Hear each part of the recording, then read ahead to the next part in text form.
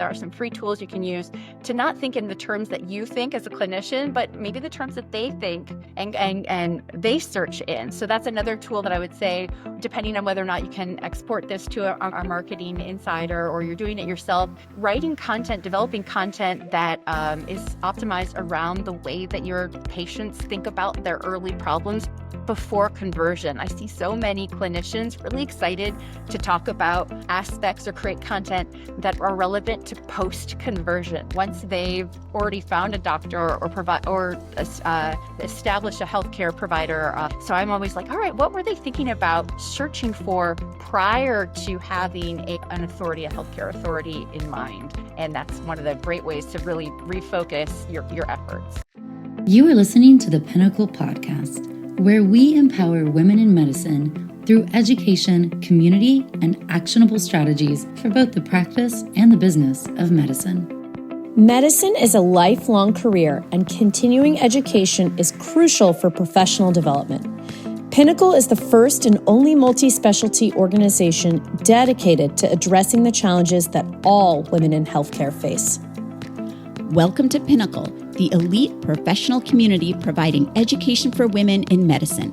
At Pinnacle, we challenge you to pave your own path by helping you develop the skills needed to not only stay in medicine, but to excel.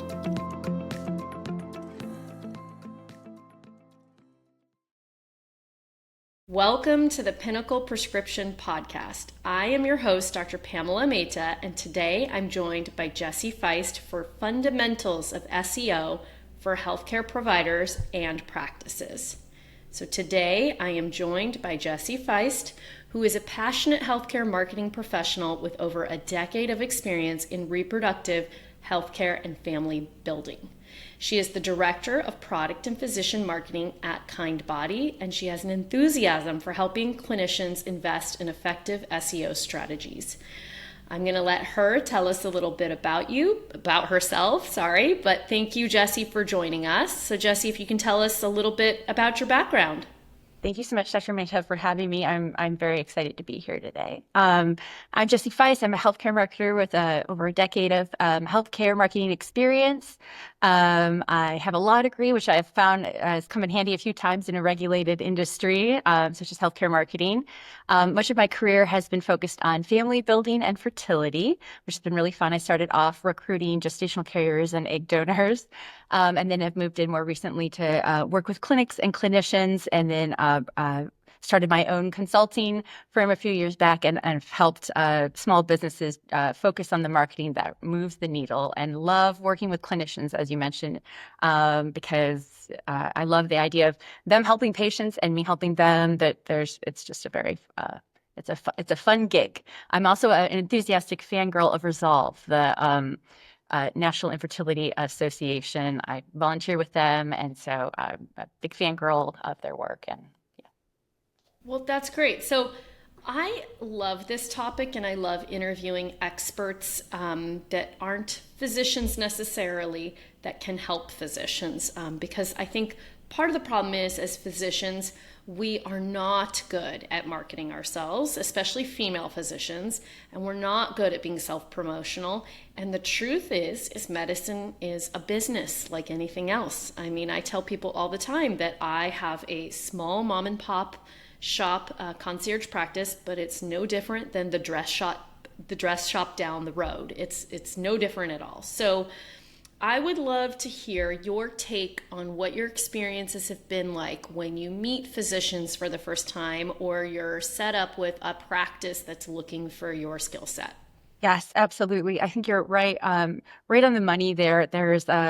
There's often an excitement about maybe getting a few print jobs done, or they have a concept of what it is that they feel is marketing.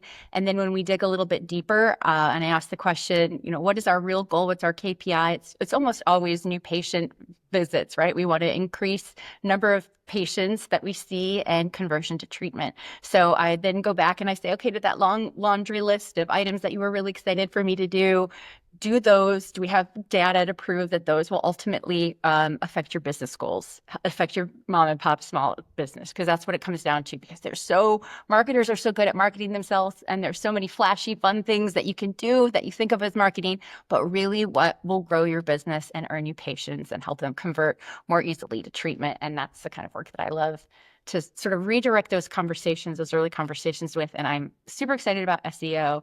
Sorry, I'm going to roll with it if that's okay. I would love for you to Okay. roll with it. Please do. Awesome. Tell us some of the fundamentals of SEO and what every healthcare professional needs to know about the Wonderful. ROI for each possible publication channel. I think that's so important because, again, we just think patients are going to come to us by traditional mechanisms. Your primary care provider, your OBGYN, your physical therapist, they're going to refer, the patient to you. But now there's all this social media, there's different ways of doing things. Obviously, the internet has been around for a long time, but now people are seeking their referrals from the internet. So why don't you tell us the fundamentals of SEO and what we need to know about it? Absolutely. Absolutely. So, search engine optimization, SEO, it involves optimizing web content and site architecture to improve visibility and ranking for search engines such as Google, Bing, and others. And why should a health provider care about this? Because in the United States, healthcare providers who are providing essential care versus elective care, they're going to get their patients from one of three channels. And you've mentioned one of them, which is, of course, referrals and professional recommendations. That's a classic. That's not going away. Treatment-ready patients always come through that channel. Love that. There's healthcare and insurance directories. Also a big fan of that. It's not, quote, sexy work, healthcare marketing work, but it's a proven great avenue, and it's something to consider. And search engines, and that's why search engine optimization is so important. So 7% of Google searches daily are health-related queries, people asking Google, which is kind of, I'm sure as a clinician, you're like, oh gosh, I love and hate that, right? And I so think you're right. That's the relationship I have because it's helpful to me that the patient cares enough about their problem that they're looking up solutions and what this could be, because that means they're going to be really excited when I give them some sort of treatment plan. But it's a double-edged sword because it's a little bit of information and not that full thought out plan for them. absolutely. I absolutely appreciate that. There are different aspects to SEO, and I love when we get to a point with a clinician or a practice where they're ready to really dig in and talk about, I always say content optimized SEO. So for me, that's usually symptoms, conditions, treatments, and sometimes testing or diagnostics. So optimizing on your platform of what it is that the symptoms that your patients have, the treatments that you offer, the conditions you diagnose. So optimizing content, addressing those topics, that's always fun. But when I thought about how to provide the most value to your listeners today, I thought, okay, we can dig into content optimized, maybe in another episode or another day. I thought, what would be the number one thing I would encourage clinicians, solo practitioners, or folks who are maybe overwhelmed, what would I encourage them to do or to think about? And that is to invest in their Google My Business profile and to start to begin to develop a review request strategy. And at first you're like, wait, I thought we were talking about SEO. But I promise this is the foundation to local SEO and what's called reputational SEO. And so that Google My Business profile, you all know it. It's a free tool that Google provides. And when you search a business, if they have a profile, if they've claimed it and set it up, it appears on the right-hand side, and it has all of that essential data that's really great to see. And it makes you as a consumer, even if you weren't conscious of it, it makes you trust them a little bit more. Okay, I see what's going on here, right? And the better developed that is, the higher it will rank. Again, that visibility. So filling that out, owning it, and making it your own. And one of the aha moments I had in clinical marketing was when I realized that doctors, I saw that there are large practices, and the practice would have their listing for each clinic. But then I was like, I wish doctors understood, especially young doctors or folks who are maybe transitioning from another field or just got out of school or just ready to take it on in a new way. They realized that they could also have their own listing. So it would be a doctor for a listing for the clinic, and then a listing for the doctor as well. And why I think that's so exciting is because once you optimize your listing, that travels with you. That's equity for you as a clinician throughout the entirety of your career. And so you're right, there's a lot of time female professionals, we stutter when it's time to promote ourselves, and we hesitate. Having a strategy that asks others to say all the good that you've done, you're collecting it, and you go and you take that with you throughout your clinic affiliation and your practice affiliation. That is gold, and that equity stays with you and travels with you as you transition along your career. So that's the first, I would say, if you're going to do one thing, you take one thing away from this, is to get possessive and excited about your own Google My Business profile as a clinician, because it's the starting point. It's the most impactful starting point for earning NPVs, new patient visits, and really developing a SEO optimized marketing strategy. The key thing that you said, from what I took from what you just said, is get excited. Because Yes. I think oftentimes physicians, this is not just female physicians, all physicians, hate that patients can go to the internet. They can't stand it. They don't feel that we should be rated like, a McDonald's or a brand new restaurant in time. But it is here to stay. It's not going away. This is what happens. Sure. And so we can either poo-poo it, or we can decide, let's take some autonomy and control over this and create our own digital footprint on Google My Business. And so I will tell you what I've done in my business, and I'd love for you to give another kind of tip. But for me, I recognized quickly that this was to my benefit, because I was going to get those patients that were just searching online for me, and they were going to read reviews on Yelp and Google My Business. And so I started to garner good reviews from my patients that were happy. So if a patient was happy with a surgical outcome, or just their visit with me, had something nice to say about my bedside manner or how I explained the problem to them, and they would say, thank you so much, like, how can I ever repay you? Or I'd love to bring you a bottle of wine or a box of chocolates, or what can I do? Or even if they didn't say what can I do, but they kind of gave some idea that they were thankful, I just said to them, what would really help me? I'm a small business and people come to the internet to find me. So if you could write me a review, I'd really appreciate it. And I would say 10 out of 10, if I'm reading that they're happy, they would say, yeah, absolutely, I'd love to. And I will email them the links right then and there, and just ask for it. So I love that's it. what Chef's kiss. That's absolutely the way to do it. I love that. The hesitation I see so many times, practices or clinicians, they go, oh, if I create this, then I'm inviting negative reviews, and negative reviews are inevitable. And I have a whole list of practical ways we can deal with it. But the way that you set it up, it ends up being such a fun sort of ego boost, because you're right. Patients who you're out there doing great work, they're excited to thank you in this way. They don't have as many hesitations as we presume, and getting comfortable, sort of overriding that shyness. And a lot of times I see clinicians sort of want to outsource this, maybe have their front desk make the ask. But I always say it's the relationship that earns the review. So I love what I'm hearing from you, is that you make the ask, then you say, I'm a small business, because I think we all go, oh, healthcare providers, they're, you think, oh, they don't need anything from me. Just presenting yourself like that is so humanizing. And then all of a sudden they're like, wait, I can do something back for you.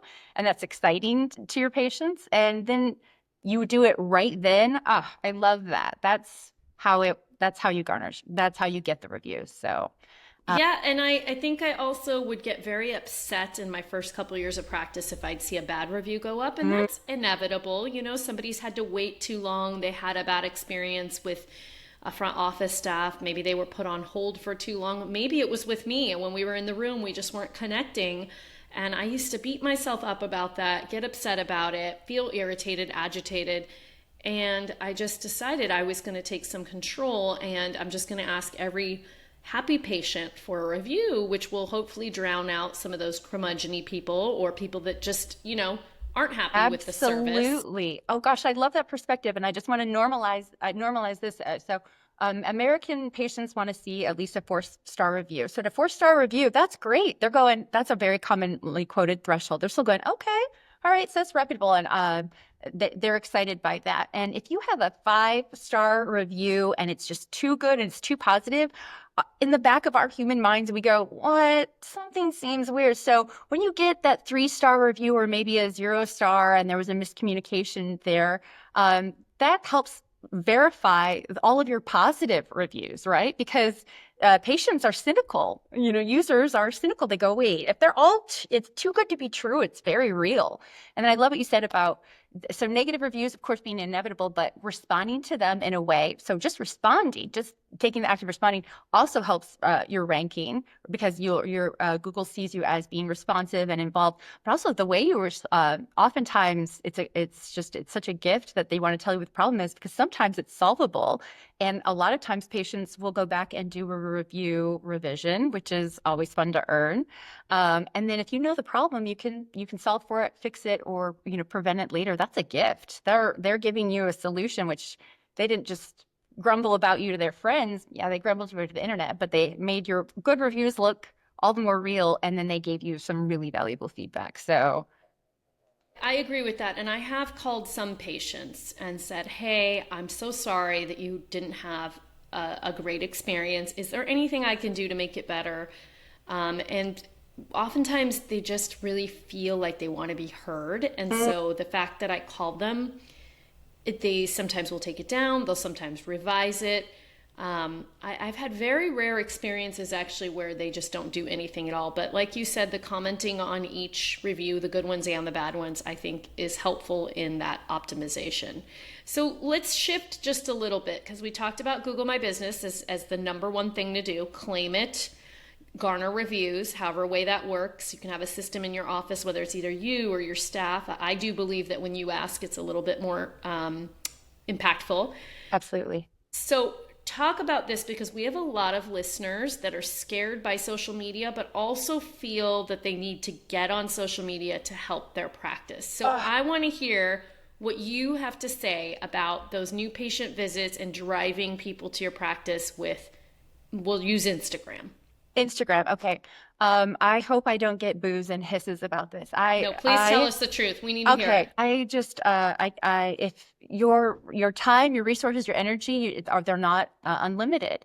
You have to put your time, energy, and your marketing dollars towards that, which will ultimately help treatment-ready patients find you and convert. So if you're looking to build your numbers up and get new patient visits, which is almost always, again, when I speak with practices, clinicians, that's what they're looking to do. I see a very low correlation between clinicians who are providing essential healthcare, making the distinction between elective and essential. So if you are providing essential healthcare, please do not waste your time building an Instagram page as your first priority. Oh my goodness, please let me save you from doing that. The audience is so much smaller. Essential healthcare radius is going to be, that local radius is very much, Americans only drive a certain amount of distance to see a healthcare provider. So you're speaking to the whole world on Instagram versus you being a relevant search result to those who are looking for something in your area. So if you love social media and it's your jam, good. I'm glad. I don't want to, rain on your parade. But if you go, oh, this is taking a little bit of energy, then please put that energy into optimizing your content. Now, I will say the one exclusion of that is if you are, there's welcome-only communities within social media. So it's not organic social media, but it's invite-only communities. For instance, maybe an LGBTQ or like a Arkansas infertility group, a specialty group that is within a social media. I see that more as a referral and a community. So a lot of folks go, wait, that you can get good leads there. I agree. I don't see that as social media proper. I see that as community investment and special interest investment. Yes, you can get great leads from investing there, but it's time consuming and it's a long-term strategy. So. And I want to add to that because I agree with you. I started my Instagram profile several years ago thinking it was going to drive patients in. It did not do that. But what it did give me is a platform to begin doing some education. Yeah. And then I utilize those videos elsewhere. So I've put them on Google My Business. You can put blogs and videos over there. Yes. And then I've reposted it in different places. I put it on my website. So I do believe that, like, if you are going to do the work, make an educational video, speak to the public, post it in many places and so that it can be picked up elsewhere. I don't know how you feel Love about that. that. Yeah, absolutely. Highlight what you've done there. I think that's great, but it shouldn't be the center. It shouldn't be the absolute center. I believe that SEO content should be the center of your content strategy. But again, we can talk more about how one would do that. But then, yeah, absolutely highlight what you've done, but don't let it drive. Don't let the tail wag the dog, so to speak. Social media shouldn't be the focus. Certainly not for. One thing we will say that I've seen, if you use it to highlight, it'll help patients flow through your funnel a little bit better. So your no-show rate can go down because people just like to see your authority, right? So let's say when you remind them that it's your appointment and you say, hey, check out my Instagram. Millennials love to do that just as a trust check. It's just to sort of, okay, I found you and you seem cool. Oh, you're a human. Oh, you went to your nephew's baptism last week. Just something to humanize you. I like that as a strategy. Again, it doesn't necessarily help them find you, but once you've got them in your funnel, it helps humanize you if you're cultivating the right content. And if that's not draining to you to do, then I love that. That's a great holistic approach. That's a great point. So it can be used as collateral in some Absolutely. essence. So I know Natalie Crawford and Rupa Wong, all three of us own our private practices, and they've said many times, especially Rupa who's on the Hawaiian Islands, where everybody's very close and community oriented.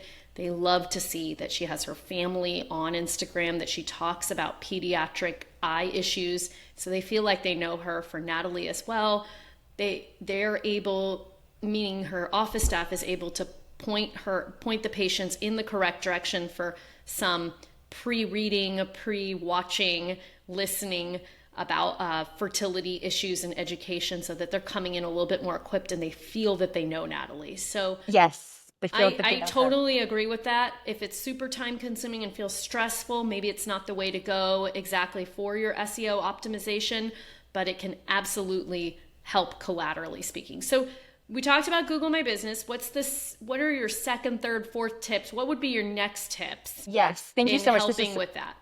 I'm so excited. Oh, with Google My Business or just, optimization in being found by yeah, patients. optimization being found. Absolutely. So this is one of my favorite topics, which is a lot of the times clinicians want to talk about their their project or some unique way that they've identified a title that they've given themselves or a co-project. And I love that. Good branding is great. But one of the things that I always sort of remind myself is the search volume, right? So reconsidering, just going back and going, is anyone searching for what it is that I want to talk about, and refocusing that and going, what are the main things that the people who I ultimately want to treat, who should, who are looking for me and I'll find me, what are they searching for? And then challenging yourself. There are some free tools you can use to not think in the terms that you think as a clinician, but maybe the terms that they think and they search in. So that's another tool that I would say,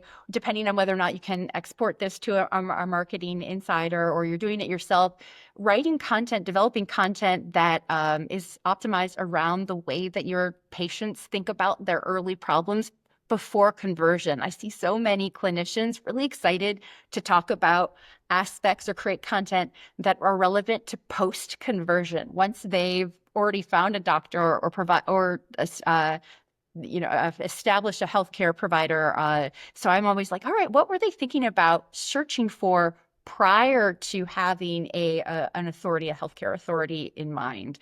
And that's one of the great ways to really refocus your efforts.